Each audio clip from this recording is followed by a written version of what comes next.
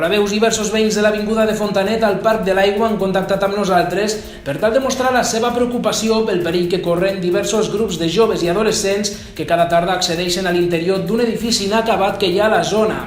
Els veïns asseguren que una tanca de protecció envolta la infraestructura, però que aquesta no suposa cap impediment per tal que els nois i noies accedeixin a l'interior d'aquest edifici sense cap mena de problema. Un cop a dins, aquests joves pugen les escales inacabades que hi ha fins a arribar a l'últim pis, on, segons els veïns, s'enfilen per la teulada sense cap tipus de protecció. Molts veïns asseguren que aquest és un fet, malauradament, que succeeix massa sovint i que ja han trucat a la Guàrdia Urbana en diverses ocasions per tal de denunciar-ho. Nosaltres també ja li hem comunicat a la paeria per tal que prenguin les accions pertinents. Som conscients, tothom hem estat joves, a tothom ens agrada divertir-nos, però cal posar solució a aquest problema abans que algú prengui mal. Moltes gràcies per la vostra atenció. Podeu continuar informats a les nostres xarxes socials. Fins aviat.